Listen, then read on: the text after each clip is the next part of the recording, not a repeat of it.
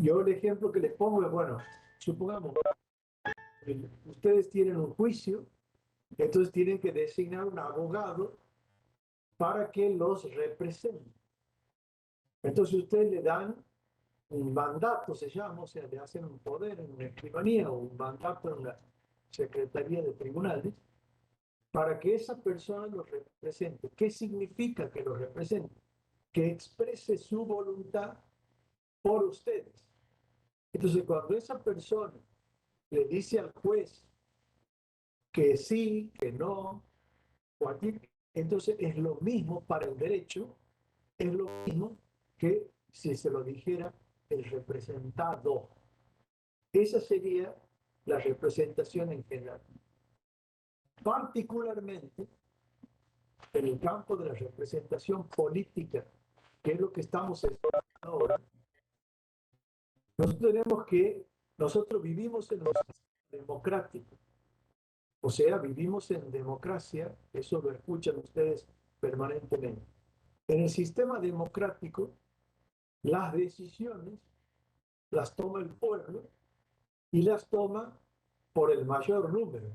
Eso es cuando uno dice resolvamos democráticamente, quiere decir que resolvamos por el mayor número. Así se hace cuando uno toma una decisión democrática. Bien, esa democracia puede ser directa o indirecta. Directa cuando el pueblo por sí toma las decisiones. Por ejemplo, ustedes escuchan que en la Grecia antigua, en Atenas, el pueblo se reunía en una plaza y tomaba las decisiones. Por eso sería democracia directa. Hoy en día, por el número de personas, sería imposible que ante cada decisión que hubiera que tomar, se reuniera todo el pueblo. Entonces, se ha ideado el sistema de lo que se llama democracia indirecta o democracia representativa, en virtud de la cual el pueblo no decide por sí mismo, sino que elige a un grupo de personas y ese grupo de personas son las que van a tomar las decisiones en nombre del pueblo. En la definición que tienen, ese grupo de personas serían los representantes y esos representantes van a tomar las decisiones, van a decir sí o no y para el derecho va a hacer lo mismo que los representados, o sea, el pueblo que los ha designado, diga sí o no. Para el derecho es una sola voluntad. Y así tenemos que los representantes, eso a que alude, el pueblo los designa mediante la elección. ¿Sí? Ayer, ayer hemos sido todo el pueblo, ustedes y yo, hemos ido a la elección. La de ayer es una primaria, ¿no es cierto? Pero lo mismo, hemos ido a elegir quién va a ser dentro de un espacio político los que van a participar de la elección general que se va a hacer el 14 de noviembre. Y el 14 de noviembre vamos a ir nuevamente y vamos a designar mediante el sufragio, a quienes nos van a representar, en el caso de ayer, en la Cámara de Diputados de la Nación. Tenemos que elegir los santiagueños, diputados nacionales. Entonces ayer hemos elegido dentro de cada espacio político cuáles son los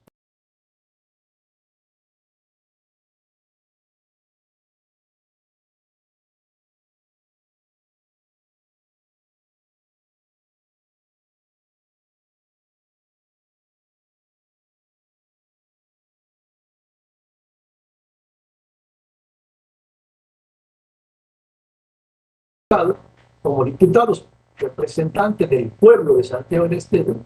Y entonces, cuando haya que tomar una decisión, o sea, sancionar una ley, ustedes le van a preguntar a los diputados, los que estén por la afirmativa, o sea, los que quieran la ley, sírvanse manifestar.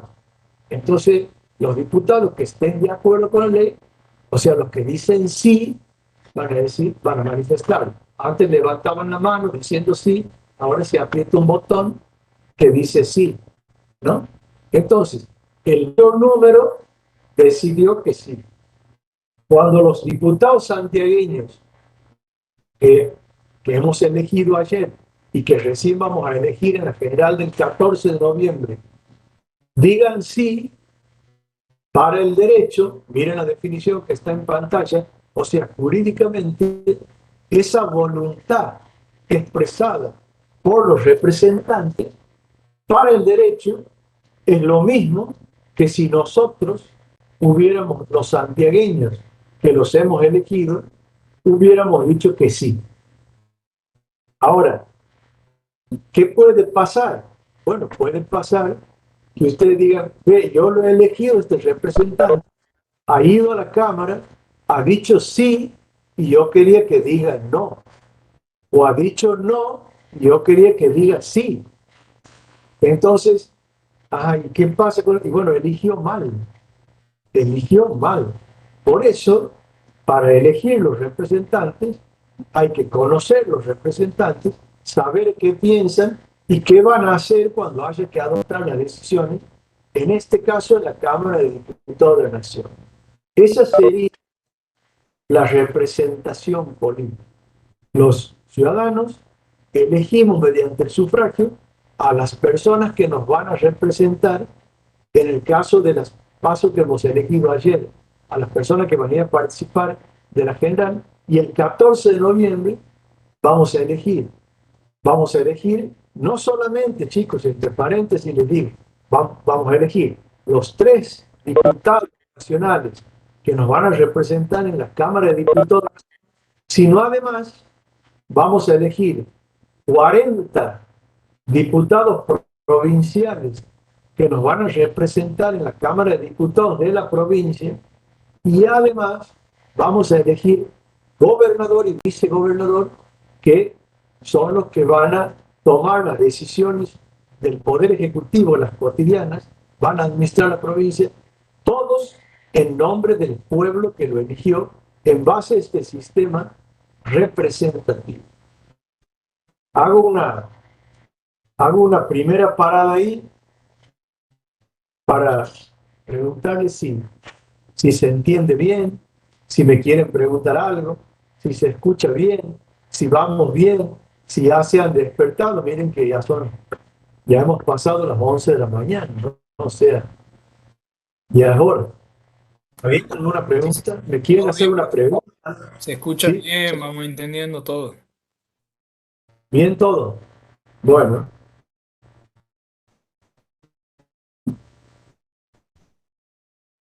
bueno, continúo entonces. Si no hay preguntas, continúo. Bien. Eh, Les decía yo, nuestra Constitución de 1853 sancionó el artículo 22, que se mantiene igual hasta el día de hoy, que donde está consagrada la representación indirecta pura, ¿no? O sea, el artículo 22 lo tiene en la pantalla, dice: el pueblo no delibera ni gobierna, sino por medio de sus representantes y autoridades creadas por esta Constitución. Y después agrega que toda fuerza armada o reunión de personas que se arrogue los derechos del pueblo y peticione en nombre de este, comete delito de sedición. ¿Qué es lo que qué es lo que está diciendo? En la Constitución de 1853, el sistema representativo adoptado es el indirecto puro, ¿no? ¿Qué significa el indirecto puro? El pueblo, el pueblo no gobierna por sí directamente, sino a través de sus representantes. O sea, gobierna a través del presidente, que lo elige cada 4 años, gobierna a través de los diputados en la Cámara de Diputados, que los elige, también duran 4 años, pero los renueva cada 2 años, gobierna a través de los senadores, que elige cada 6 años, ¿no? O sea, gobierna a través de sus representantes. No puede gobernar directamente. Lo único que hace el pueblo, lo único que hace el pueblo, es elegirnos. O sea, cada un periodo determinado elige. Va un domingo, como hemos ido ayer, va con su documento, entra al cuarto oscuro, toma una boleta, pone dentro un sobre, pone dentro la urna, y eso es todo lo que hace. El pueblo no tiene otra participación en las decisiones políticas de un país, no tiene otra participación. Todo lo demás que ustedes pueden pensar que sea, por ejemplo, todo lo que la participación en las redes sociales son opiniones. Las encuestas son opiniones. Las manifestaciones públicas son simplemente manifestaciones. O sea, hago conocer mi descontento o hago conocer mi adhesión, ¿no? Pero, pero de ninguna manera son formas de participación en las decisiones. La única participación que tiene el pueblo conforme al sistema de democracia indirecta pura es votar, nada más.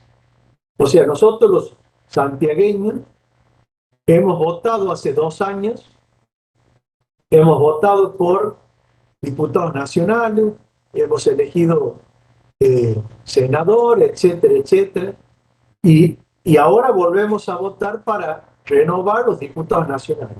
Como sabemos, Santiago tiene 7 diputados nacionales, se renuevan cada 2 años por mitad. Un año toca 4 y otro año toca 3, porque no se podrían elegir 3 y medio, ¿no es cierto?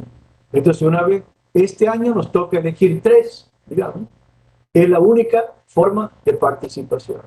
Después, a nivel provincial, hace 4 años atrás, o sea, estamos en el 2021, en el 2017, fuimos a las urnas, los santiagueños, y elegimos a nuestros diputados provinciales, 40, que duran 4 años, y ahora tenemos que volver a renovar, y elegimos al gobernador y vicegobernador, que también duran 4 años, y ahora hay que renovar a fin de año, el 14 de noviembre.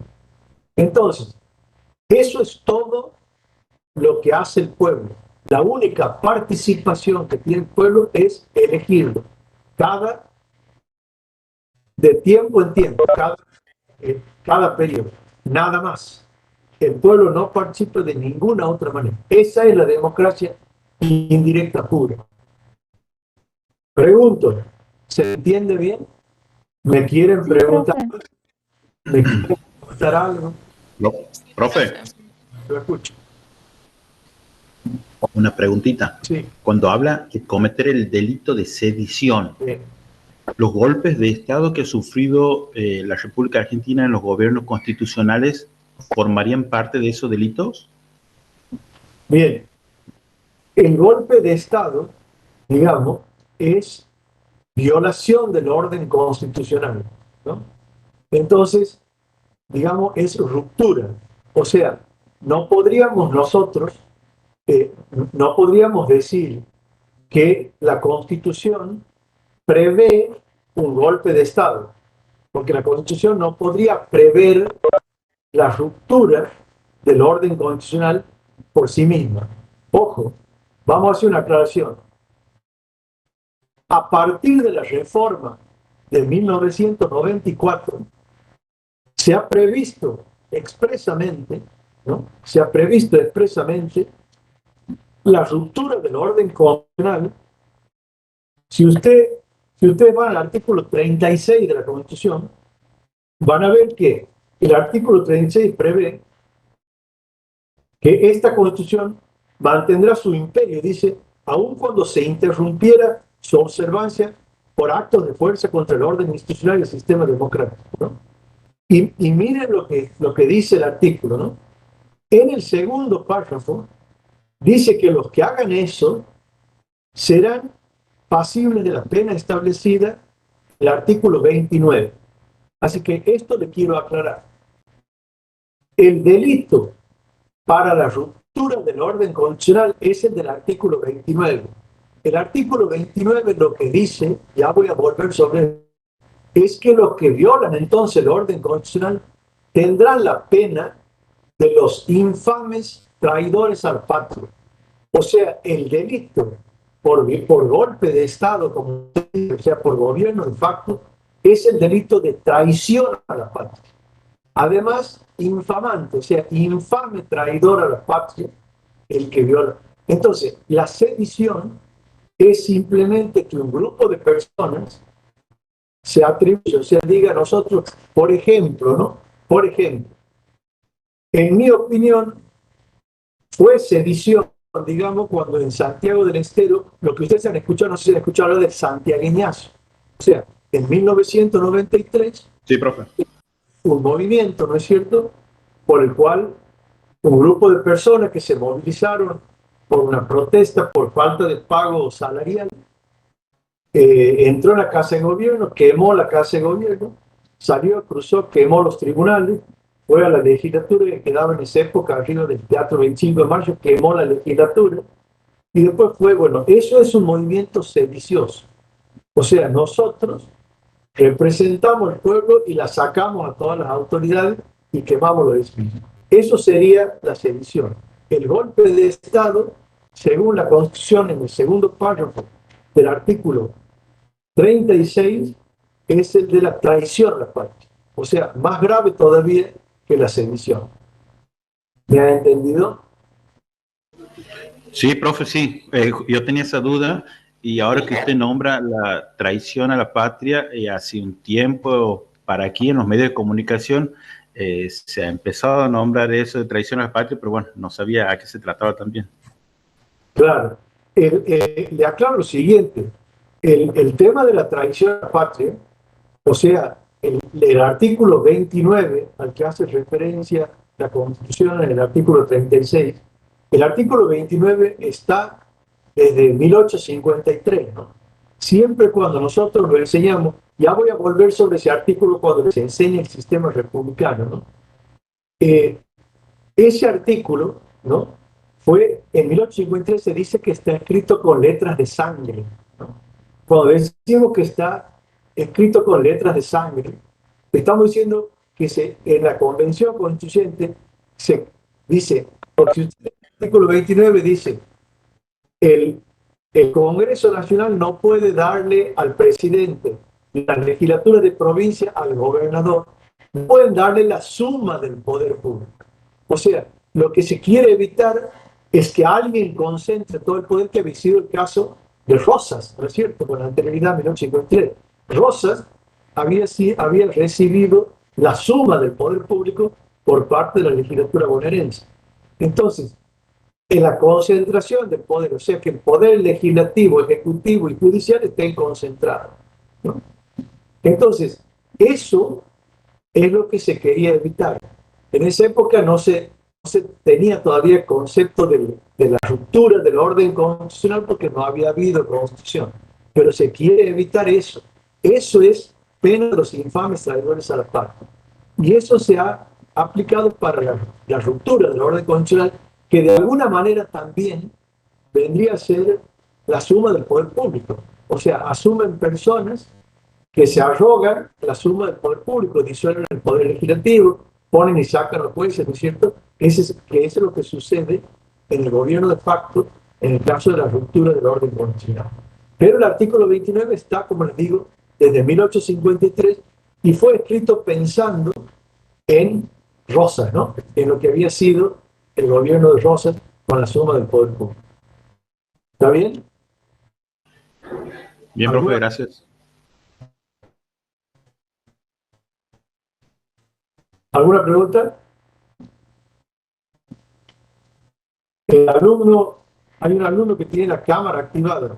¿Usted se ha dado cuenta de eso? ¿La quiere tener activada? Por mí, Sí, téngala. sí.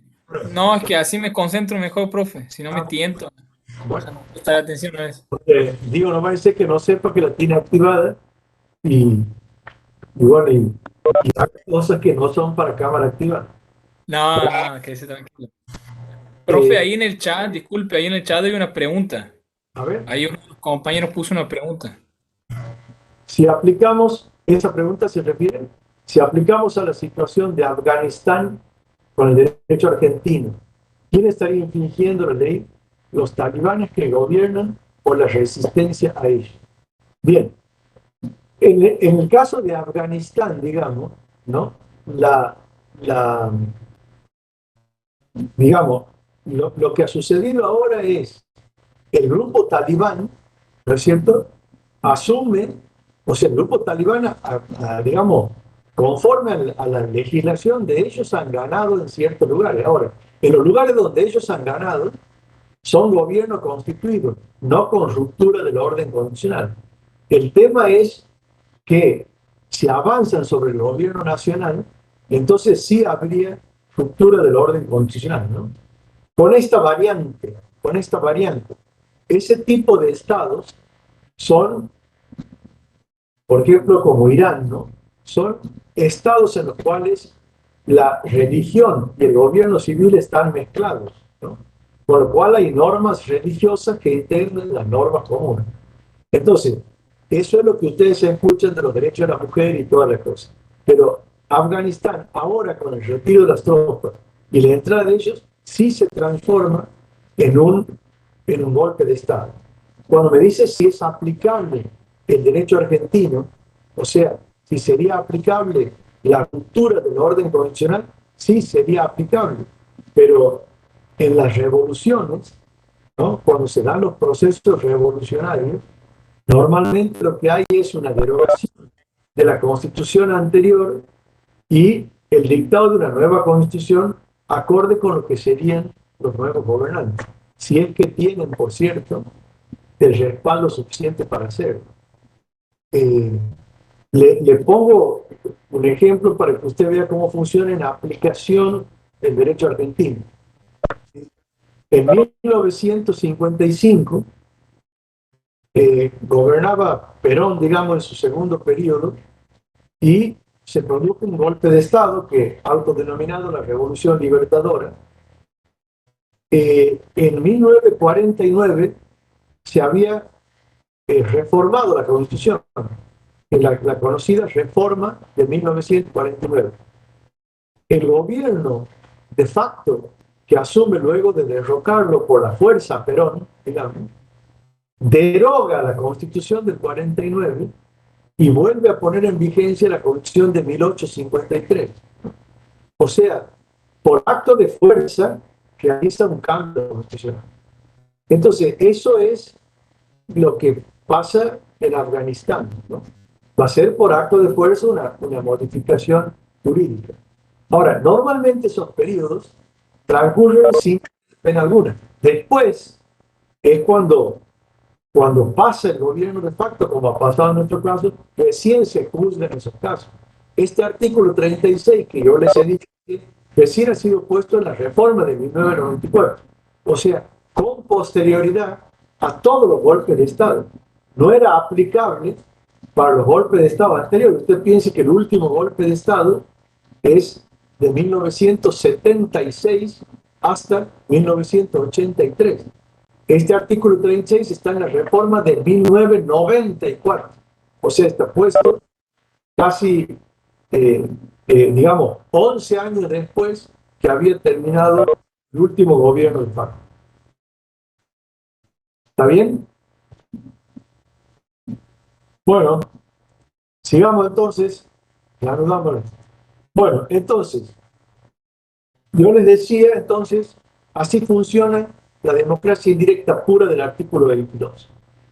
Ahora bien, en la reforma de 1994, este principio duro del artículo 22 de indirecta pura se ha morigerado, o sea, se ha atenuado, ¿no? Cuando digo atenuado, digo, o sea, el planteo ha sido, vamos a establecer formas en las cuales el pueblo tenga mayor participación. O sea, que no sea indirecta pura, que no sea que el pueblo lo único que hace es votar cada 4 años o cada 2 años, sino que el pueblo pueda tener más participación en las decisiones normales, cotidianas, que toman los representantes. Entonces aparece lo que se llaman las formas de democracia semidirecta, que son, ahí está en la pantalla, iniciativa popular, el referéndum, el plebiscito y la revocatoria de mandato. Yo ahí les pongo en cada diapositiva, les pongo el artículo de la Constitución, el referéndum.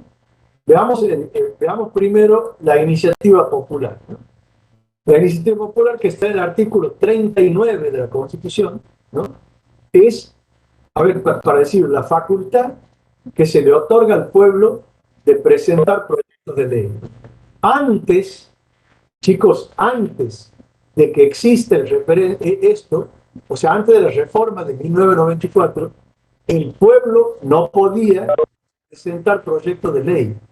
Solamente se podían presentar proyectos de ley, podían presentarlo los diputados, los senadores o el Poder Ejecutivo, pero no el pueblo. No podíamos ir nosotros con un proyecto de ley a la Cámara y decirle, venimos a presentar este proyecto de ley para que la Cámara lo trate. No, no se podía hacer eso. No. A partir de 1994 ya existe esta forma de democracia semidirecta, o sea, no indirecta pura, sino semidirecta, porque el pueblo, además de votar, puede presentar proyectos de ley en la Cámara. Bien, como dice el artículo, ahí en la Constitución, tiene que tratarlo en 6 meses, no se puede exigir más del 3%, etc. Ahora, ¿qué es lo importante que sepan de esto, chicos? A ver, nosotros, los que estamos en esta aula virtual, somos 76. ¿Podemos hacer un proyecto de ley, firmarlo entre nosotros, presentarlo y llevarlo y sería tratado? No. ¿Por qué no? Porque se necesita un porcentaje del padrón. Vamos a suponer en la ley provincial el 1% del padrón. Ustedes piensen, chicos, que el 1% del padrón nacional, para hablar de un proyecto de ley nacional, el 1% del padrón nacional, ustedes piensen que si en el padrón nacional votan, vamos a poner que voten 20 millones de personas, el 1% de 20 millones son 200.000, ¿no es cierto? Entonces, si se necesitan más de 200.000 firmas, ¿no es cierto? Si necesitan 200.000 firmas, entonces es muy difícil conseguir que haya un porcentaje así para presentar. ¿Cierto? Entonces, ¿qué es lo que quiero decir con esto? Ustedes sí deben haber visto que no es habitual que se presente un proyecto de iniciativa popular. Los ha habido en algún tiempo. Por ejemplo, uno de los más conocidos, porque fue uno de los primeros y más sonados, el de Bloomberg, ¿no es cierto? Que fue con motivo del secuestro y asesinato de Axel Bloomberg por una banda de secuestradores. El padre, el ingeniero Bloomberg, elaboró un proyecto para agravar las penas de secuestro seguido de muerte, y entonces uno lo firmaba, había puestos en algunas partes, en Santiago había puestos por ahí en la peatonal donde uno se paraba, firmaba con el documento, tiene que acreditar y todo. Pero han sido muy pocos, digamos, no es una manera habitual de que el pueblo pueda presentar permanentemente grupos de personas proyectos de ley, ¿no? Por ahí yo pienso particularmente pienso que ahora, que el sistema de conectividad, Internet y la proliferación, la popularización de las redes sociales, ¿no? Permitiría tal vez una mayor participación de este tipo, porque ahora no es lo mismo que uno tenga que ir a un lugar a firmar y acreditar, sino ahora se podría hacer por vía virtual, lo mejor presentar un proyecto de ley y que se ponga, de hecho, a veces se invita a firmar proyectos de ley en las redes sociales, ¿no? Entonces, si eso se generaliza y se convierte en una práctica, podría funcionar esta forma de democracia directa. Particularmente hasta ahora, se me ocurre que ha funcionado muy poco, bastante menos de lo que a lo mejor debería, por la cantidad de proyectos de ley que querría a lo mejor la población presentar. Y ha funcionado un poco por eso, porque la exigencia de las firmas, o sea, porque el trámite es complicado, y pienso que con Internet se podría ir simplificando, con lo cual podría funcionar más. Bien, ¿alguna pregunta de esto? ¿Lo entienden bien? Paro ahí porque quiero que tengan claro cada sistema. ¿Entienden lo que es esta forma de democracia directa?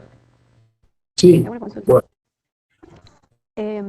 Para que sea, ahí dice no más del 3% del padrón, ¿verdad? ¿Cuenta que Sí. sea de todo el padrón a nivel nacional o solamente si yo quiero una ley tiene que ser firmada por las personas de mi provincia?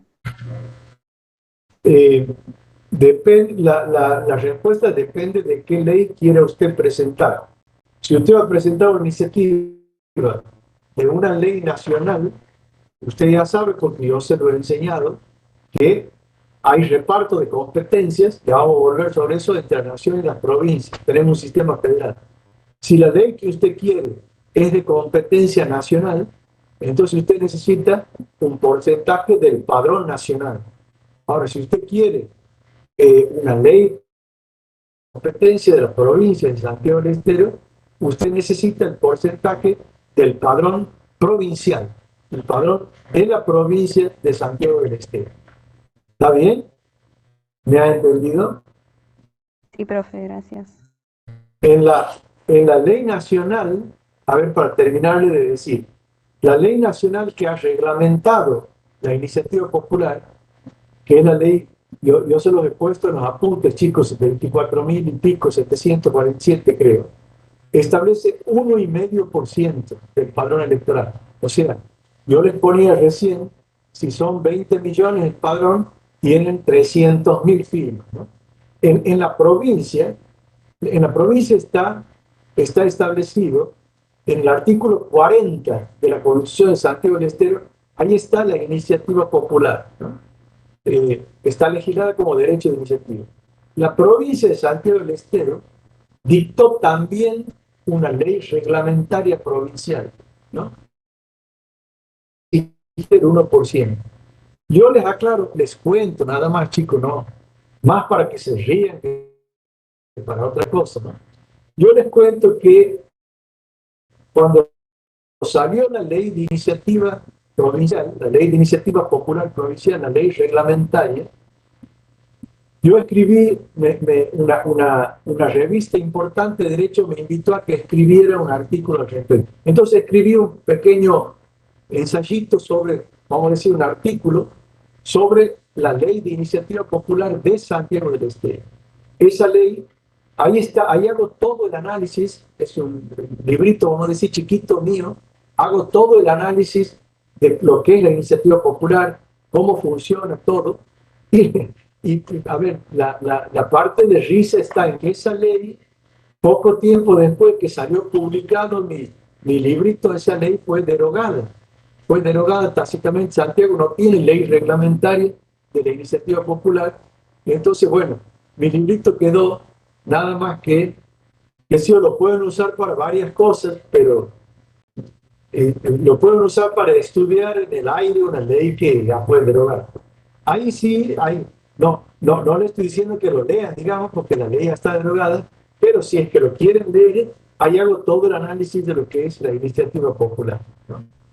En Santiago no tenía el 1,5, sino el 1.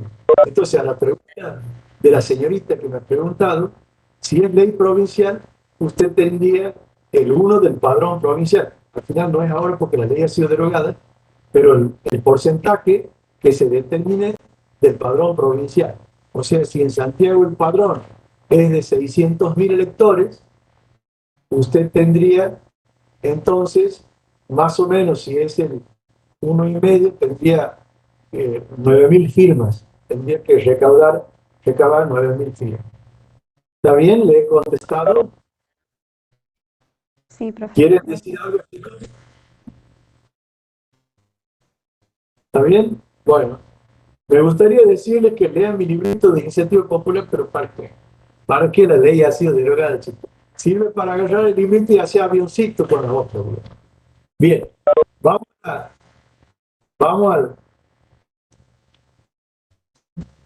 La segunda forma es lo que se llama, yo les pongo, miren, constitucionalmente se llama consulta popular, ¿no?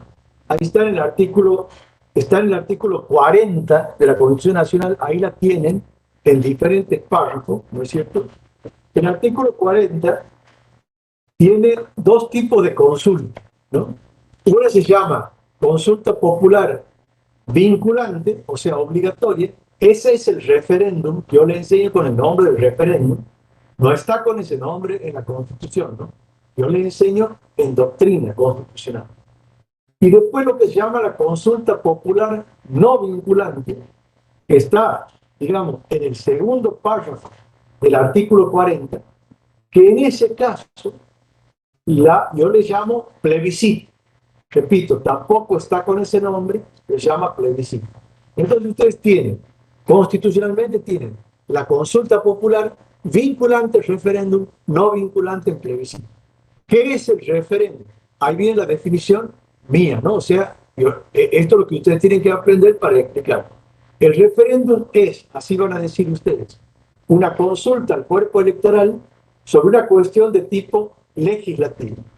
O sea, para decirlo más claramente, es una pregunta al pueblo, repito, no se olvide, estamos viendo formas de democracia semidirecta, o sea, formas que tiene el pueblo de participar en las decisiones del Estado distintas de las que son votar para elegir los representantes. Otras formas de modo de participar más. Esta sería que le pregunten al pueblo si quiere o no una ley. Consulta de carácter legislativo. ¿Quiere que se dicte una ley o no quiere que se dicte una ley? Entonces le preguntan al pueblo, se fijan, así como ayer, ¿no es cierto? Entonces, vamos todo el pueblo, como hemos ido ayer, a votar, ¿no es cierto? Entregamos el documento, como han hecho ayer, entran al cuarto oscuro y ahí hay dos pilas de boletas nada más. Una que dice sí y otra que dice no. Si vota por el sí, quiere decir que sí quiere la ley, y si vota por el no, quiere decir que no quiere la ley. Entonces, el resultado es obligatorio. El voto es obligatorio y el resultado es obligatorio. Si el pueblo dijo que sí, entonces tiene que ser sancionada la ley. Automáticamente sancionada y promulgada. Y si el pueblo dijo que no, entonces la ley no se aprueba, queda archivada, ¿no? Ese sería el referéndum. ¿Alguna pregunta, chicos? ¿Está bien? Profe, ¿en qué caso se aplicó esto? Ahí está. Ajá, ¿se ha explicado eso? Buena pregunta. Nunca, desde la yo al final de hablar de la forma de democracia semidirecta, le iba a decir que no han funcionado, no han funcionado. A la respuesta a la pregunta concreta suya le contesto, nunca ha habido un referéndum en la Argentina. O sea, nunca se le preguntado al pueblo por ninguna ley. A mí, por ejemplo, particularmente, siempre me pareció que una ley como la ley del aborto, por ejemplo, que divide tanto al pueblo argentino, o sea, ustedes escuchan gente que está totalmente a favor y gente que está totalmente en contra. Escuchan, digamos, profesores, estudiosos que dicen que es absolutamente inconstitucional y otros que dicen que es constitucional. Entonces, a mí, por ejemplo, particularmente, me hubiera parecido que lo más democrático hubiera sido que el pueblo diga si sí o no, el pueblo, votando así como nos votaba ayer domingo, o sea, que se haga un referéndum. Pero no, nunca se hizo un referéndum en la República Argentina en respuesta a su pregunta. ¿Está bien? ¿Le quedó claro, señorita? Sí. Sí, profe, gracias. Me pregunta algo parecido a lo que pasó con la ley del aborto. Me pregunta un alumno. ¿En qué sentido? No le entiendo bien la pregunta. Algo no pasó con la ley del aborto, no fue objeto de referéndum, ¿no? No, No fue, profe, él se refiere a la iniciativa popular. porque era anteriormente a eso. Sí, la iniciativa popular no fue por la... no, la iniciativa popular no fue la ley de aborto no fue por iniciativa popular. Fue proyecto presentado por el Poder Ejecutivo, el que se trató. Era un proyecto presentado por el Poder Ejecutivo y después en la Cámara había varios grupos de legisladores que presentaron sus proyectos y de todo se hizo, digamos, se fueron poniendo de acuerdo en un tipo de ley, pero no fue por iniciativa popular. ¿Está bien? ¿Está claro? Bueno, bien. Vamos al plebiscito. Yo les decía que la consulta popular no vinculante, se llama plebiscito. El plebiscito, chicos, se define, como dice ahí, consulta al cuerpo electoral sobre una cuestión de tipo político, ¿no? O sea, el plebiscito lo puede convocar el presidente o el Congreso. En el caso del otro era el Congreso solamente, ¿no es cierto? Y aquí el plebiscito va y vota el pueblo y el resultado no es obligatorio. Le hace caso si quiere y si no quiere no le hace caso. El voto tampoco es obligatorio. A ver, aclaremos, ¿qué podría ser objeto de un plebiscito? Bueno, decisiones, como les decía, de tipo política, como por ejemplo, si le preguntaran al pueblo argentino si quiere el arreglo, o sea, si quiere que se haga un acuerdo con el Fondo Monetario Internacional, por ejemplo, una cosa tan debatida, ¿no? Algunos dicen que sí, otros dicen que no. Una cosa tan debatida. Bueno, que el pueblo decide si quiere o no un acuerdo con el Fondo Monetario Internacional. Eso sería una cuestión de tipo política, ¿no? O preguntarle al pueblo si, a ver, otra decisión que sea importante desde el punto de vista político, ¿no? En la cual hay tanto debate. Por ejemplo, preguntarle por ejemplo, haberle preguntado si quiere cuarentena o no, qué tipo de cuarentena, a lo mejor hacer una consulta de ese tipo, lo cual hubiera sido difícil por el tema del aislamiento en la pandemia, ¿no? Pero por decirles así, decisiones tan graves y tan drásticas como ha sido una cuarentena, por ejemplo, si hubiera la ocasión de preguntárselo, serían decisiones de tipo política así. Eso sería el plebiscito. ¿Me quieren hacer alguna pregunta? ¿Está bien, plebiscito? A ver, yo me voy a disfrazar de alumno y voy a hacer una pregunta, ¿no? ¿Ha habido alguna vez un plebiscito? Voy a hacer la misma pregunta que me hizo la señorita recién, ¿no? ¿Ha habido algún plebiscito? Entonces la respuesta es esta, chicos, porque me la preguntó el otro día un alumno. Sí ha habido un plebiscito en la Argentina. Una vez hubo un plebiscito en la Argentina, ¿no? ¿Por qué no lo pongo yo como uso del sistema? Porque ese plebiscito que hubo en la Argentina, la única vez que hubo un plebiscito, ha sido anterior a la reforma de 1994. O sea, hubo un plebiscito cuando todavía no estaba admitido en la Constitución el plebiscito. Ahí hubo un plebiscito. El plebiscito fue bajo el gobierno de Alfonsín, allá por el año, Alfonsín gobernó el país desde 1983 a 1989, y este plebiscito fue alrededor del año 1985. Les cuento las circunstancias fácticas. Se planteó un conflicto con Chile por limítrofe en el sur, ¿no? Igual que ahora, no sé si han visto hace poco, el presidente de Chile ha dicho que tales lugares del sur pertenecen a Chile y no a la Argentina, ¿no? Entonces, en aquel momento, Chile planteó que el canal de Beagle, digamos, se lo nombro porque tal vez lo han escuchado, que el canal de Beagle es entero de Chile y no como dice la Argentina, que es mitad y mitad, ¿no? Entonces, la Argentina se opuso a lo que dijo Chile e inclusive se rompieron relaciones diplomáticas y se fue al borde de la guerra.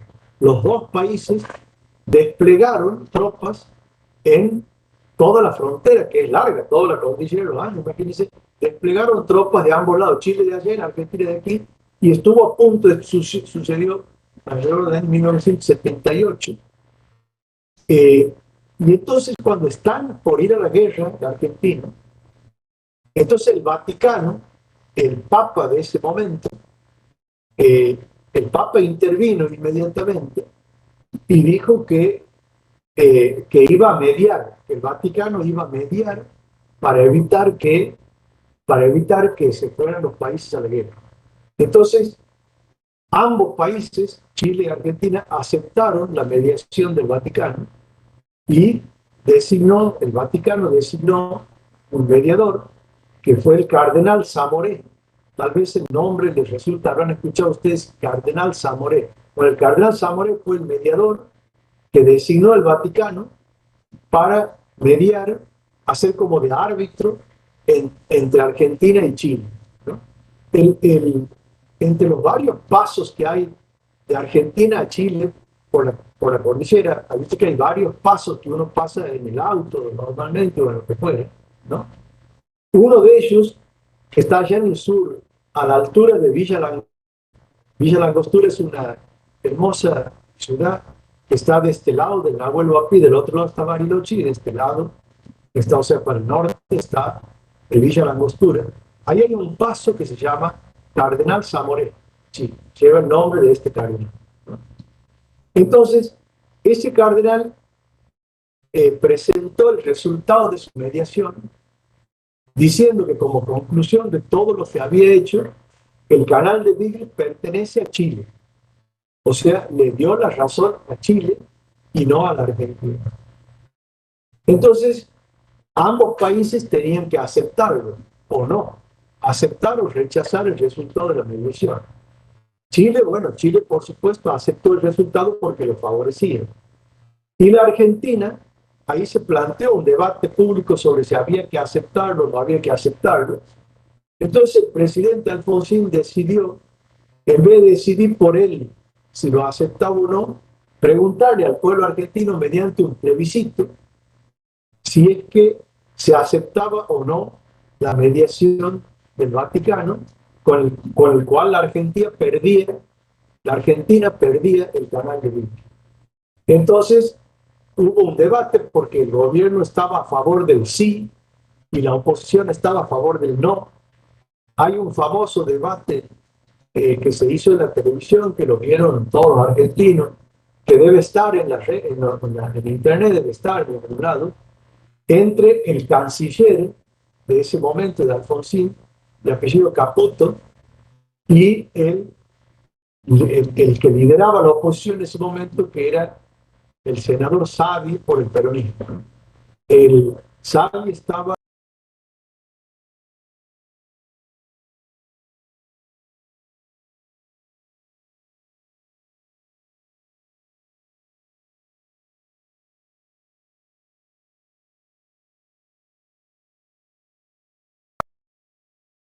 en ese momento, yo también, por supuesto, todo. Fuimos un domingo con el documento, había la columna del sí, la pila de boletas, había dos boletas nada más, sí o no. Entonces, ganó ampliamente el sí.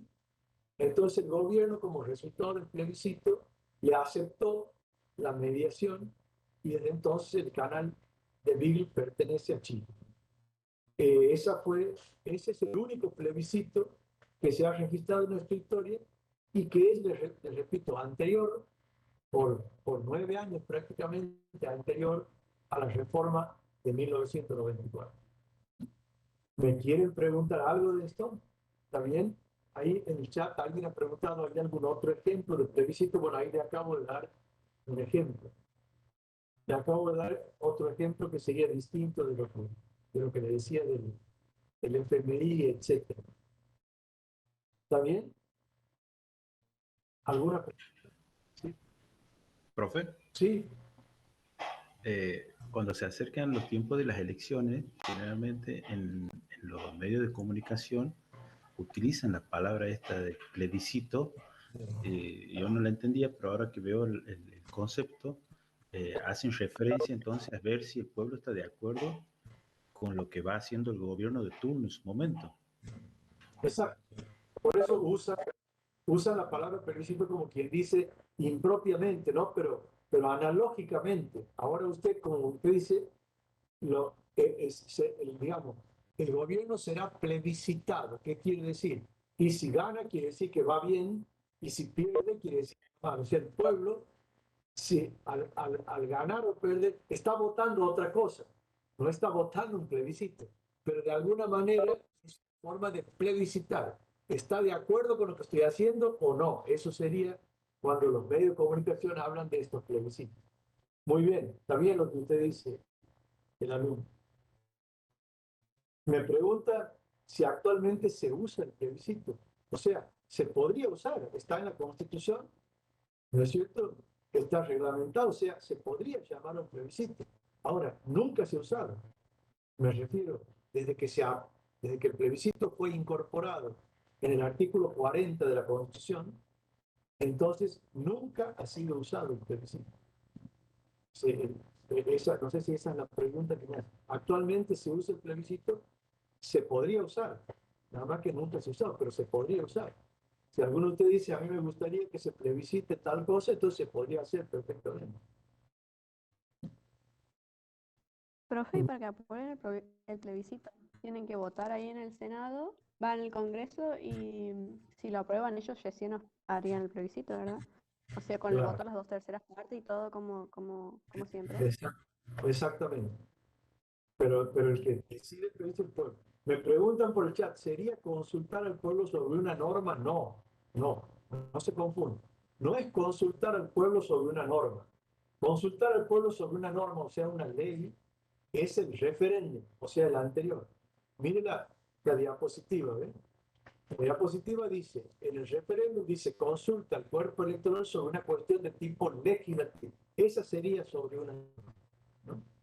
Mientras que el plebiscito es una cuestión de tipo político, o sea, una decisión política, que no necesariamente es una norma.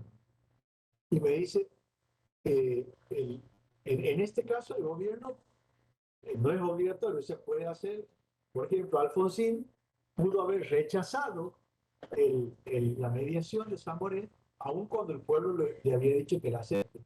No sé si esa es la segunda parte de la pregunta. Lucía se pregunta. No sé si le quedó claro, Lucía, o me quiere preguntar algo más. Ah, sí le quedó claro. Bien.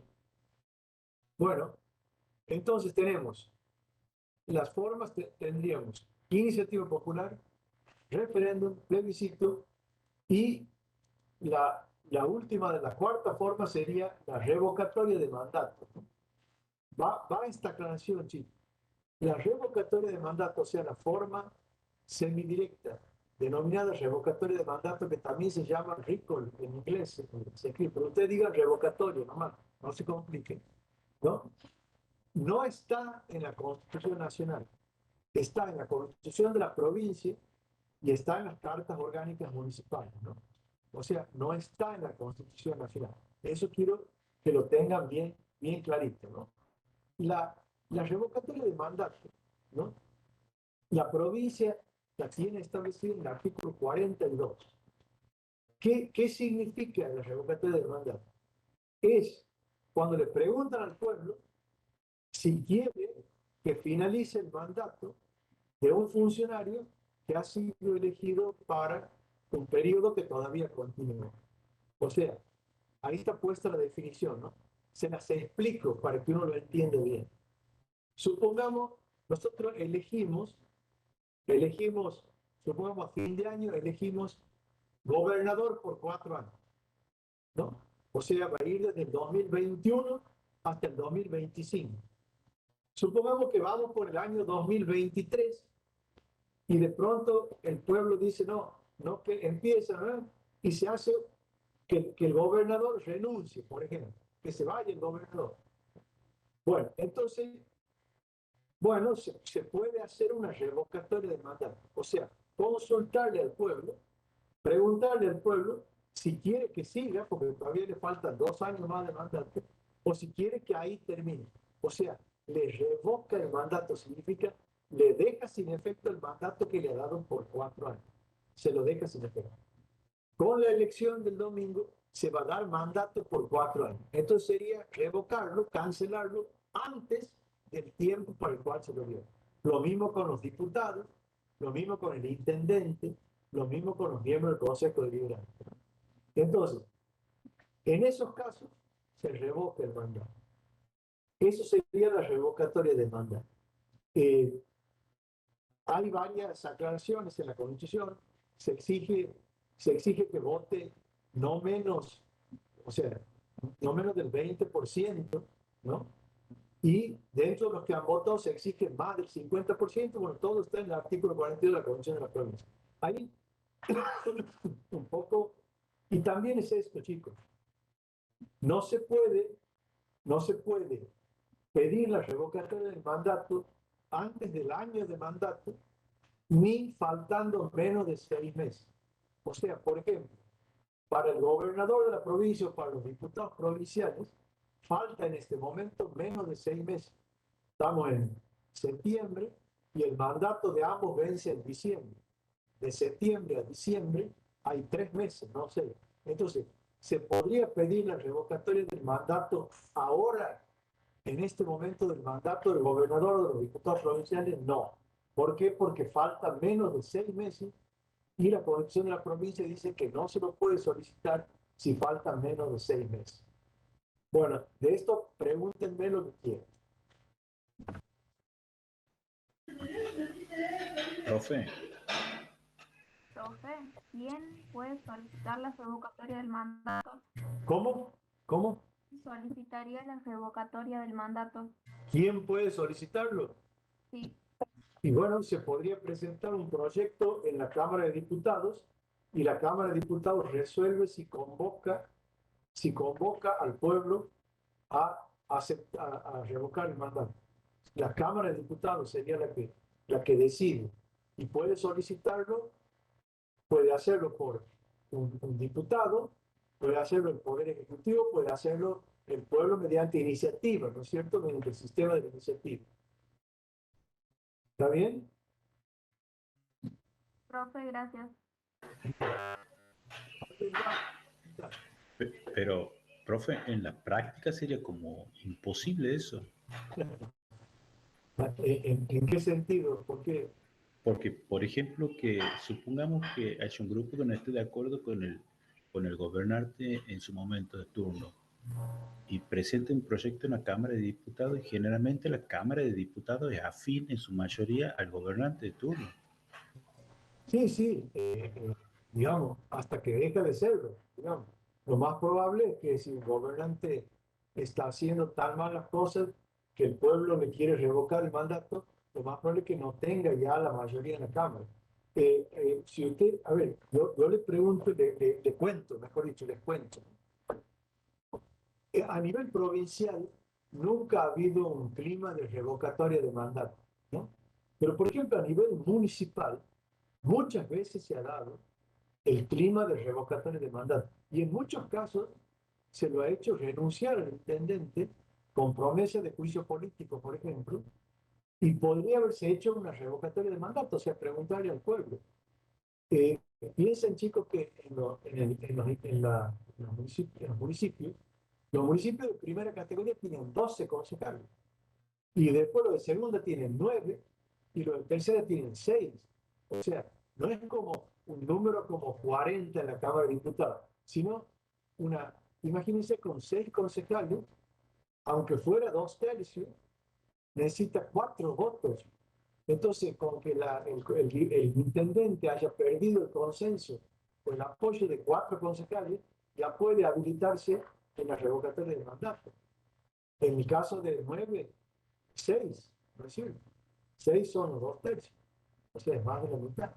Entonces, no es imposible, uno lo ve imposible en las circunstancias actuales y a nivel provincial, pero en los municipios ha habido muchos casos en que los intendentes han perdido el consenso y tranquilamente podrían haber sido sometidos a una revocatoria de mandato, que no la hubo. Sí hubo juicio político, muchos, ha habido muchos juicios políticos de intendentes en nuestros municipios, muchos, pero no revocatoria de mandato.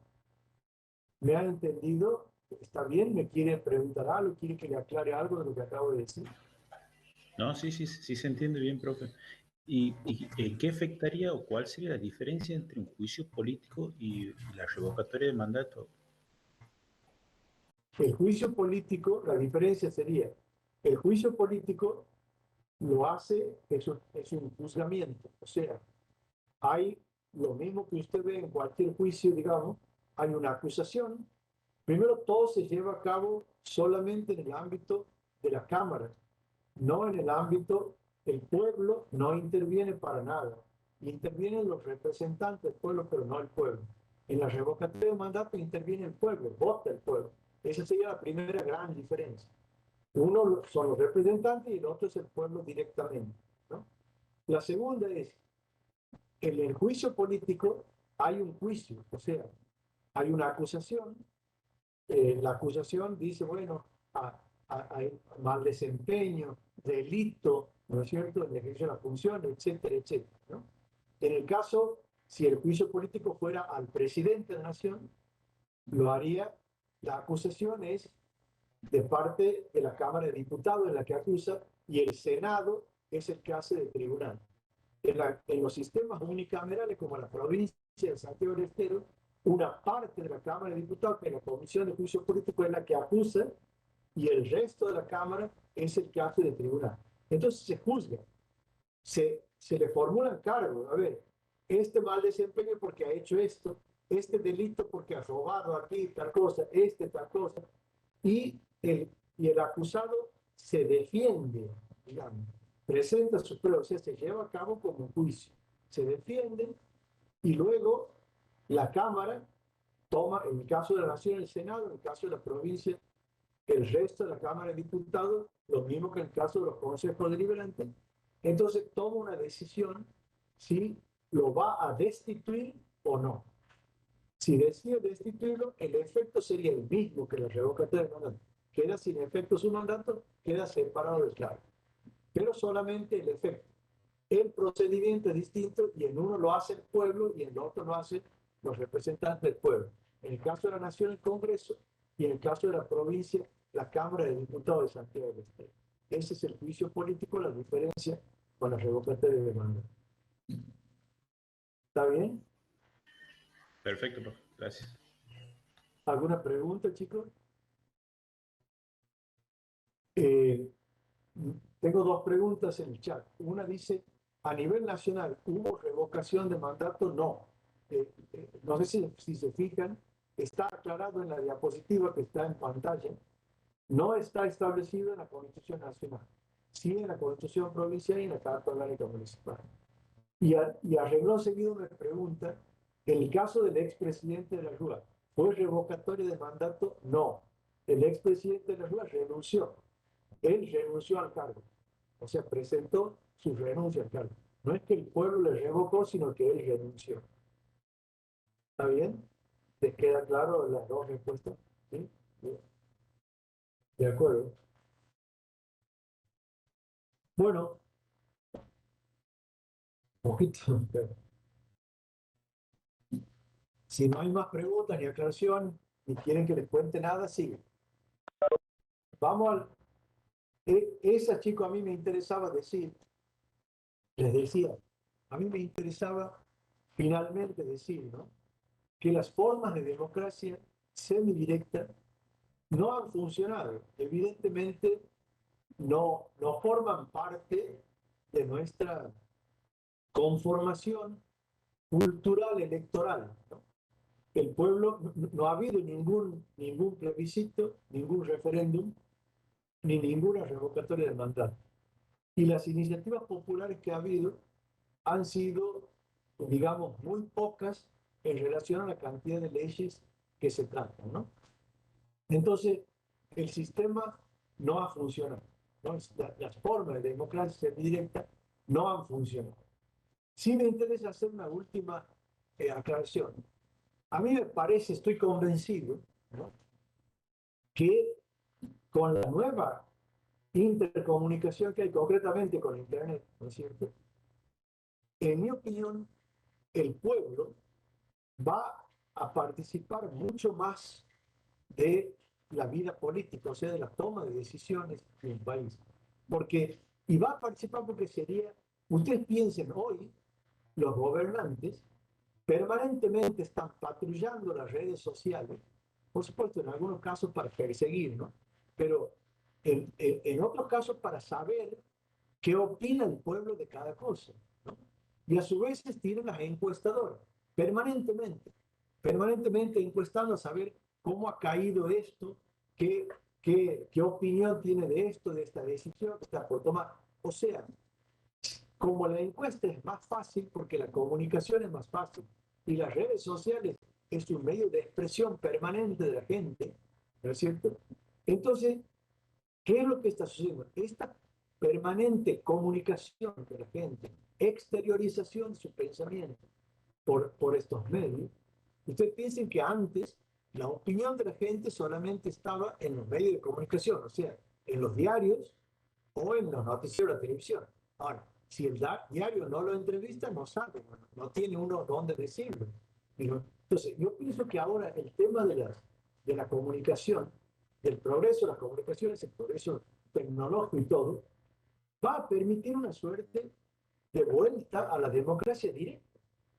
No sé, yo creo que hoy, imagínense, ayer nosotros para las PASO hemos tenido que hacer semejante el Estado, gastar semejante cantidad de dinero, las escuelas, los fiscales, los presidentes de mesa, todo el dinero. Uno tiene que ir con el documento, ¿no es cierto? Entrar a hacer la cola, todas esas cosas. Todo eso, en algún momento, se va a hacer solamente con un botón en el teléfono. O sea, a ver, ¿usted quiere que este candidato, sí o no? Sí, o sea, hace así o hace así. ¿Me gusta? No me gusta. O sea, hoy en día se le puede preguntar al pueblo cada rato. Si hubiera formas seguras y controladas, que ya las hay, por supuesto, los blockchains, imagínense, se usan en los bancos para las transferencias, cuanto más en los ciudadanos, ¿no? Entonces, ya va a haber formas tecnológicas de expresar la voluntad de manera segura sin moverse de la casa con el teléfono en la mano. Por lo cual, se pueden hacer más referéndums, más plebiscitos, más revocatorios. O sea, todo podría ser mucho más ágil, más iniciativas populares. Uno puede firmar ley. Nosotros, por ejemplo, los abogados o los escribanos, nosotros tenemos lo que se llama la firma digital, ¿es cierto? O sea, nosotros firmamos y el Estado, mediante un sistema de seguridad que tiene, convalida si la firma es nuestra o no. Entonces, convalida, entonces no necesita uno hacer en un papel la firma que se llama hológrafa, ¿no es cierto? Que es lo que uno hace con la lapicera. Firma digitalmente, o sea, firma, hay un sitio donde uno sube un documento, lo firma, y hay una aplicación en el teléfono nuestro que da un número tipo lo que a lo mejor sepan ustedes, se le escuchó los tokens de los bancos, visto que el número se tantos segundos. Entonces uno convalida con el número y haga de cuenta que ha firmado con toda seguridad, ¿no? Entonces, eso vamos a tener todos los ciudadanos en algún momento, ¿no? No muy lejano, para nada, hoy ya lo podrían tener. Vamos a tener todos los ciudadanos y con eso se pueden firmar iniciativas populares sin necesidad de, o sea, con el teléfono nomás, se interioriza un poco uno y la firma. Entonces, me parece que estas formas de democracia semidirecta y aún más directas todavía van a ir progresando. El pueblo se va a poder preguntar todas las semanas algo, simplemente expresándolo con el teléfono, sin moverse de la casa, sin documentos, sin nada, sin gastar nada. Esta es mi opinión, ¿no? Y ojalá que así sea, en definitiva, porque de esa forma se evita que los representantes que uno elige hagan una cosa distinta a la que uno quería que hagan. Porque, a ver, yo si estuviéramos en clase presencial, con más de 70 alumnos en la clase como estamos ahora, si yo lo he hecho muchas veces, en tantos años en mis clases presenciales, a ver, cuando yo les pregunto, yo elegía a un alumno de la clase, señor o señorita usted, dígame, ¿por quién ha votado ayer? Y en la mayor parte de los casos, no sé. O sea, sabe que ha votado, supongamos, bueno, yo en la foto estaba Yo le voto a Zamora, ¿viste? No, bueno, pero mire, Zamora, que está en la foto, era el tercer candidato suplente de la lista. O sea, suplente, Zamora no va a ir de diputado. Entonces, usted, ¿quiénes son los tres titulares diputados que usted ha votado? Y en la mayor parte de los casos no sabía. No, no sé quién iba. Yo le he visto la foto de Zamora y le metí. No es cierto, como hace en Santiago. La foto, vete, y a lo mejor no es de la foto. Entonces, eso, por ejemplo, ojo chicos, yo una encuesta que hago en el aula de ustedes, que les repito, yo esto les repito, ustedes se habrán dado cuenta que yo cada rato les repito para que lo metan en la cabeza. Yo les repito cada rato, ustedes son el porcentaje mínimo de la población que han accedido a la educación superior, o sea, son los más educados de una sociedad. Los que más saben son ustedes. Hay dos personas comunes, casi conversando. Che, ¿cómo es esto? Le dice, no, no sé. ¿Por qué la votó? No, no quiere la candidata. No, no sé. Ahí viene fulanito, alguno de ustedes, este está en la universidad, así que este debe saber. Y aparecen ustedes, ¿no es cierto? Aparecen ustedes a explicar. Entonces yo muchas veces digo, aparecen ustedes con la cara de ustedes y dicen, che, ¿quiénes son los candidatos en cada fuerza? Y ustedes miran como diciendo, mucho gusto, ¿no es cierto? Entonces, lo que les digo siempre es, justamente en el sistema representativo exige que uno conozca quiénes son los candidatos, que le sepan qué piensan, sepan qué van a votar, etcétera, etcétera. ¿Qué van a hacer en la Cámara de Diputados? ¿Qué prometen con respecto a este tema, este tema, este tema? Por ejemplo, los temas importantes de la política.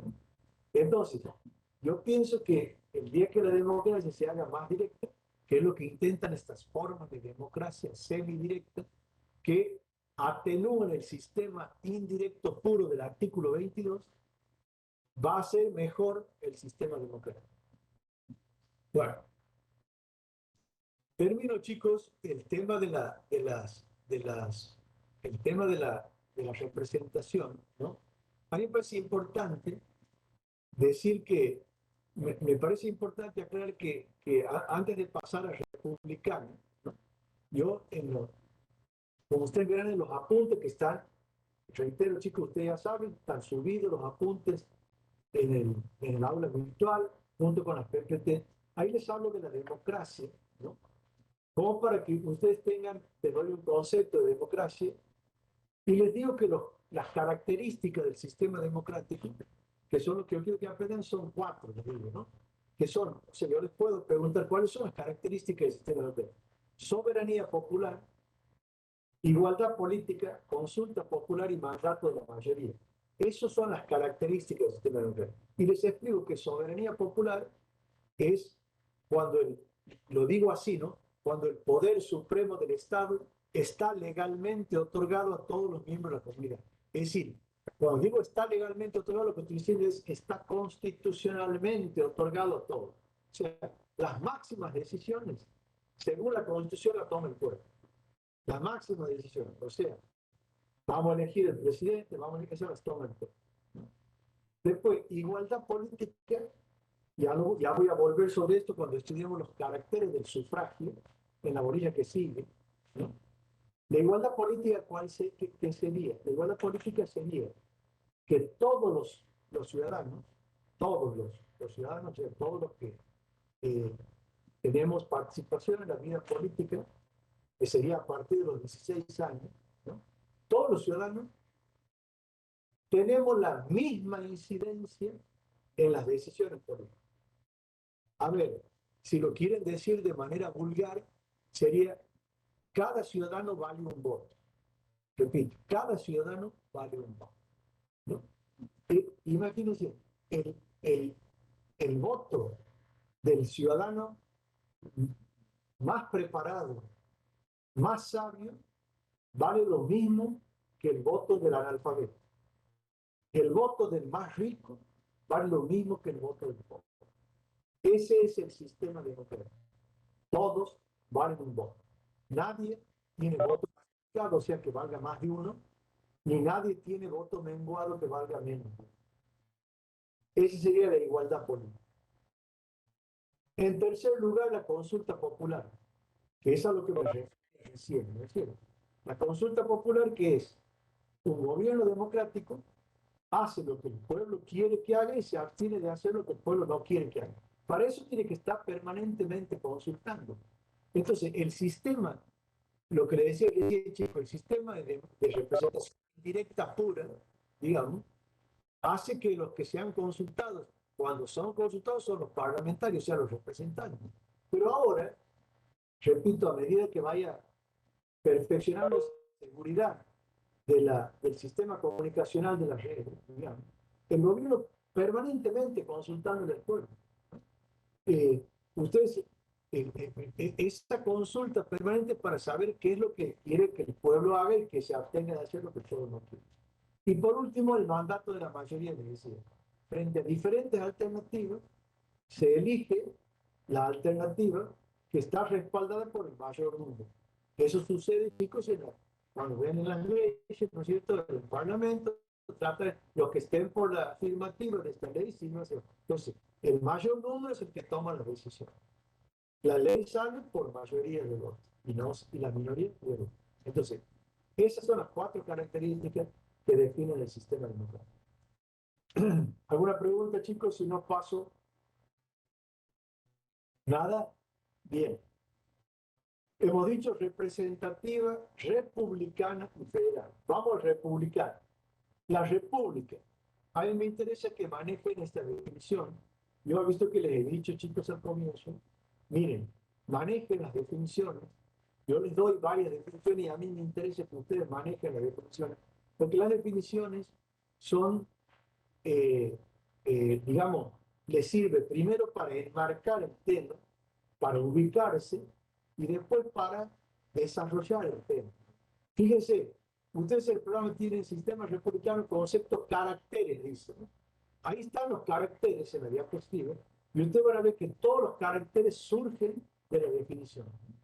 Entonces, ustedes dicen, es la comunidad política organizada sobre la base de la igualdad de todos sus miembros, cuyo gobierno es simple agente del pueblo, elegido por el pueblo de tiempo a tiempo y responsable ante el pueblo ya.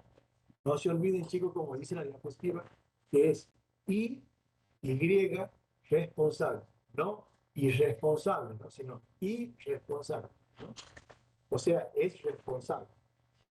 Y ahí ven, ¿no? Miren, características, dice, comunidad política organizada sobre la base de la igualdad de sus miembros. Ahí está la igualdad política que les decía recién, base del sistema democrático. Todos los votos valen lo mismo, de modo que todos los ciudadanos tienen la misma incidencia en la toma de decisiones. En segundo lugar, soberanía popular. Como les enseñé recién, la soberanía popular es cuando el poder supremo del Estado está legalmente otorgado, o si quieren decir, constitucionalmente otorgado a todos los miembros de la comunidad. En tercer lugar, elegibilidad de los funcionarios. En un sistema republicano, los funcionarios son elegibles, o sea, directa o indirectamente. Vamos a poner, el presidente es elegido por el pueblo, ¿no es cierto? Los diputados son elegidos, los senadores son elegidos directamente. Y los jueces, por ejemplo, son elegidos indirectamente, porque los jueces son elegidos por el presidente con acuerdo del Senado, entonces al presidente lo elegido el pueblo y al Senado lo elegido el pueblo. Entonces, indirectamente son elegidos por el pueblo. Entonces, elegibilidad de los funcionarios. Todos los funcionarios en la República son elegibles. En tercer lugar, la definición dice de tiempo en tiempo, ¿no? Eso quiere decir periodicidad de las funciones. Todas las funciones son periódicas. El presidente dura 4 años, los diputados nacionales duran 4 años, los senadores duran 6 años, y los jueces, bueno, los jueces, mientras dura su buena conducta, y hasta los expresos otra cosa, otro sistema. Después cuando hablo del poder judicial, pero los funcionarios políticos son elegibles periódicamente. Son elegidos, termina el periodo y tienen que volver a ser elegidos si es que hay reelección, y si no hay reelección, no pueden ser elegidos, tienen que ser elegidos. Y aquí viene finalmente lo que quiero que tengan claro, métanse en la cabeza porque yo lo voy a preguntar en el examen y esto es lo que quiero que ustedes contesten.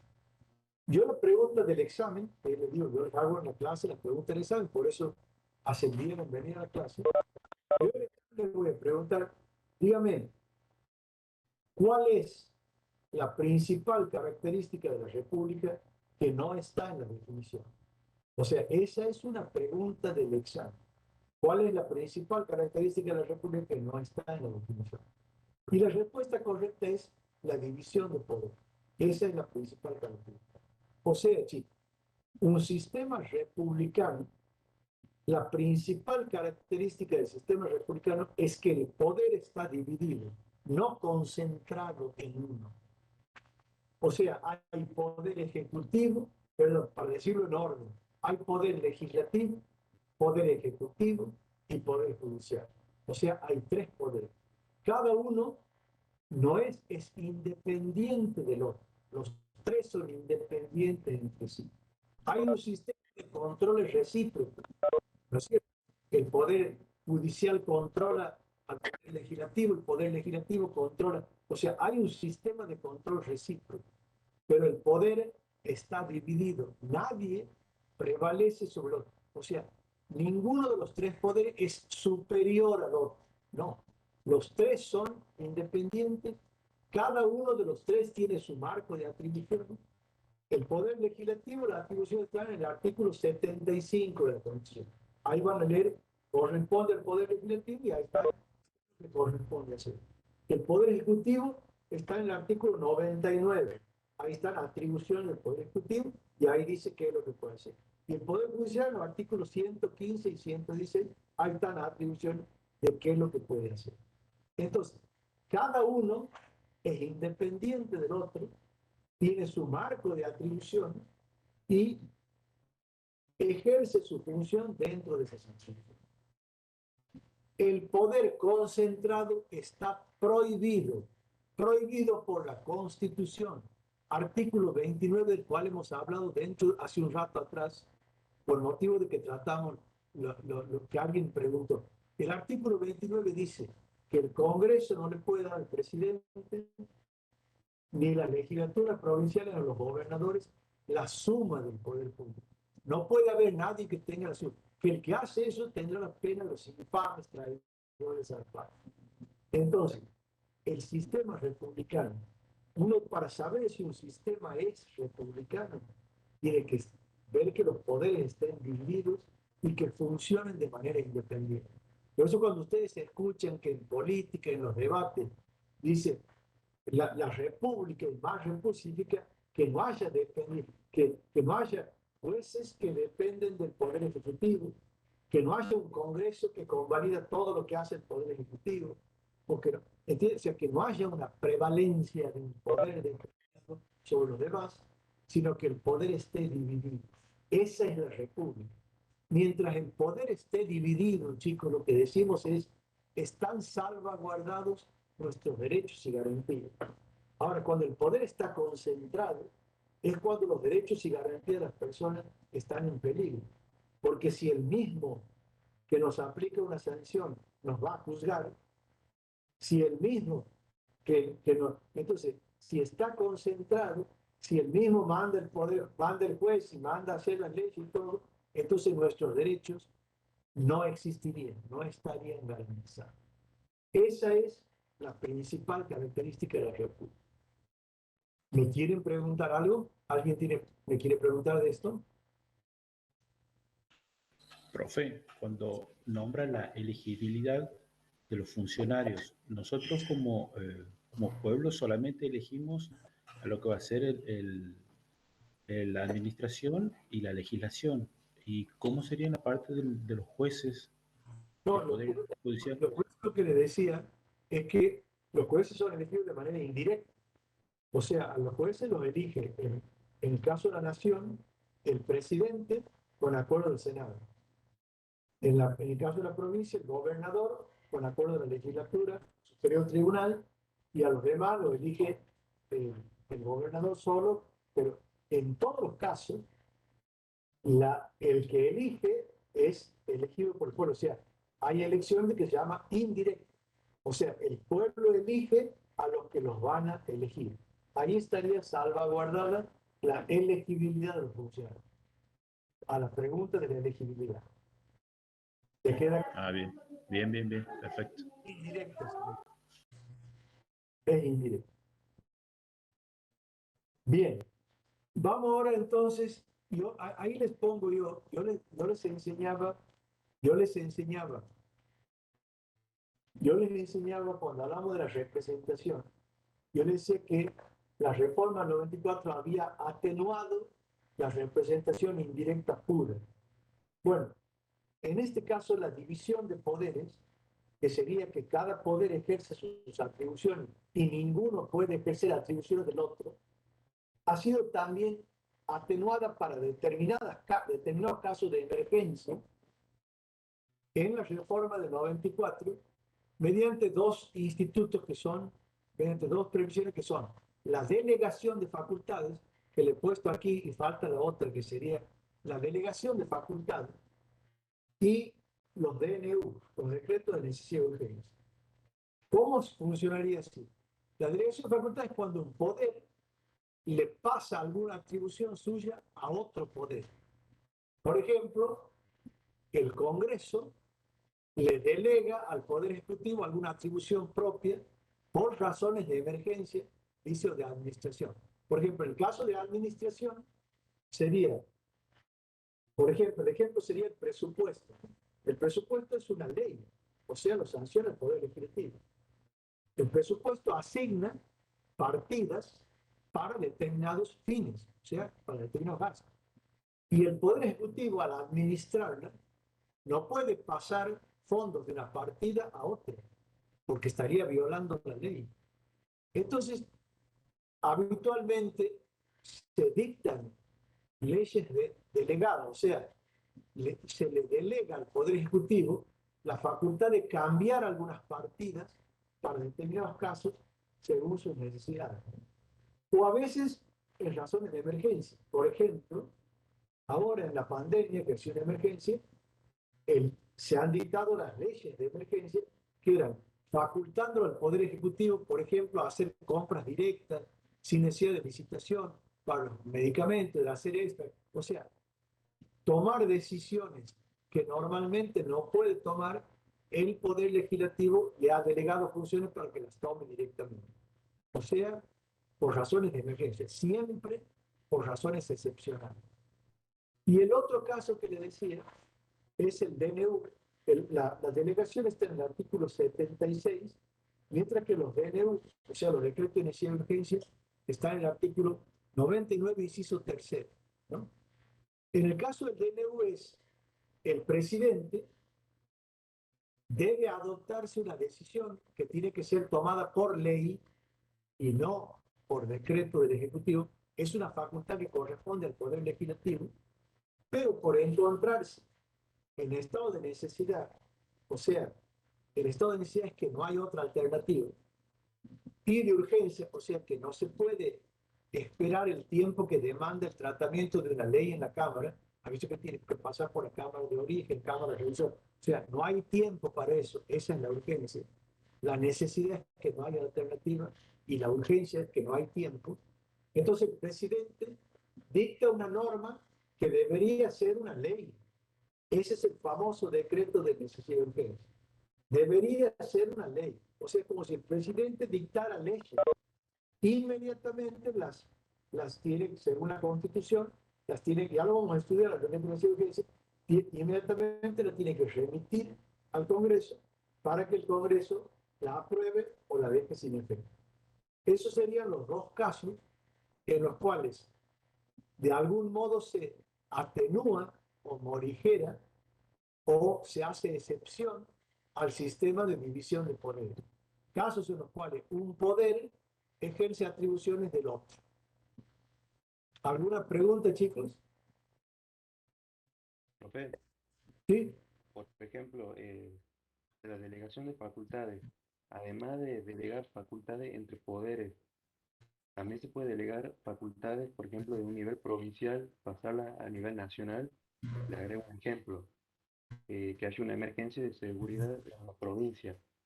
¿Podría un gobernador delegarle la facultad de la seguridad al presidente de la nación, al Poder Ejecutivo Nacional? Mire, le contesto la pregunta dividida en dos partes. O sea, se puede por vía de delegación de facultades modificar el sistema de atribuciones. O sea, si hemos visto que en la delegación de facultades se modifica el sistema de atribuciones entre los tres poderes. Ahora, primera parte de su pregunta. ¿Podría modificarse las atribuciones de nación a provincia o de provincia a nación? Si podría haber delegación. O sea, esa delegación no está contemplada en el artículo 76. No está contemplada esa delegación. Ahora, voy a la segunda parte de su pregunta. Las provincias podrían ceder atribuciones a la nación o la nación tomar atribuciones a las provincias. Sí, sí se podía hacer en casos excepcionales. Por ejemplo, uno de los casos excepcionales, yo solo voy a enseñar dentro de un rato, que es la intervención federal. En el caso de intervención federal, el gobierno nacional asume el gobierno de la provincia. O sea, designa un gobernador que es interventor y adopta decisiones como si fuera el gobierno de la provincia. Y usted me pregunta si le podría requerir en materia de seguridad. En materia de seguridad sí puede requerir, también puede requerir, ustedes acuérdense que yo les he enseñado que las provincias no tienen ejército. Han delegado ese poder de levantar ejército a la nación. Entonces, si necesitaran que la defiendan de un ataque, o que el ejército intervenga, o que tropas nacionales, por ejemplo, ustedes saben que hay tropas nacionales que son militares, digamos, y las tropas nacionales como son la gendarmería, en el caso de la frontera, o la prefectura, en el caso del mar y los ríos, digamos. Sí, se puede requerir perfectamente y las tropas nacionales pueden asegurar la seguridad dentro de la provincia. O sea, sí se puede. ¿Me han entendido? ¿Le queda claro? Sí, profe, gracias. Sí, profe. Bueno, tendríamos que pasar ahora al sistema federal. Bueno, solamente, chicos, le voy a dejar presentado el sistema federal, porque bueno, ya se me está pasando, se me ha pasado el tiempo. A ver, el sistema federal, ustedes saben que ahí está la definición, ¿no? Tipo de Estado en el que coexisten dos órdenes de gobierno. Yo les he enseñado el primer día, para que ustedes lo tengan ubicado en la cabeza, que hay nación, provincia, o sea, nosotros tenemos leyes nacionales y leyes provinciales, tenemos un presidente de la nación, que es autoridad sobre nosotros, y tenemos un gobernador de la provincia que también es autoridad sobre nosotros. Tenemos un Congreso, que es autoridad sobre nosotros, y tenemos también una legislatura provincial, que es autoridad sobre nosotros. O sea, hay dos órdenes de gobiernos que nos gobiernan. Uno es el nacional, el central, que es soberano, no hay autoridad por encima de él, y el otro es el local, o sea, el gobierno provincial, que es autónomo, las provincias son autónomas, y o sea, que es autónomo y no soberano. Esos serían los dos órdenes de gobierno. Esos dos órdenes tienen un reparto de competencias. Hay competencias que corresponden a la nación y otras que corresponden a las provincias. Y hay una coordinación de competencias. O sea, hay algunos casos en que hay que coordinar las competencias entre la nación y las provincias. Por ejemplo, yo les voy a enseñar a ustedes que hay impuestos, les voy a enseñar bien la parte impositiva, porque ustedes van a ser contadores por licenciados en ciencias, en administración. Yo les sé que hay impuestos que son concurrentes, o sea, de los dos. En esos casos, entonces, tenemos que coordinar entre la nación y la provincia cómo vamos a hacer con el impuesto. Ejemplo típico de esa coordinación es la coparticipación federal, que les voy a enseñar también. Entonces, eso sería lo que quiero que tengan claro del sistema federal. Dos órdenes de gobierno, nación, provincia, cada uno en el marco de sus atribuciones. Hay marcos de atribuciones coordinadas y lo que tenemos que aprender perfectamente es cómo se distribuyen las competencias. O sea, yo lo que les voy a pedir en el examen, que quiero que ustedes lo tengan claro, es y que lo tienen claro, estudiando la Constitución y los apuntes en la clase, es: descríbame el Estado Federal Argentino. Entonces, uno tiene que decir, la nación tiene tales competencias que son las competencias delegadas, las provincias tienen tales competencias que son las competencias reservadas, después hay competencias que son de los dos, esa es la competencia, la facultad concurrente, y después hay facultades prohibidas a uno y prohibidas a otro. Así se describe el federalismo argentino. Bien, chicos. Hasta ahí llegamos hoy porque ya les he robado su tiempo y entonces si les sigo robando su tiempo no van a querer venir más a clase. Entonces para que sigan viniendo les doy los 10 minutos que les he robado en el medio del clase. Si quieren preguntarme algo, aquí estoy, y si no, bueno, los voy a despedir.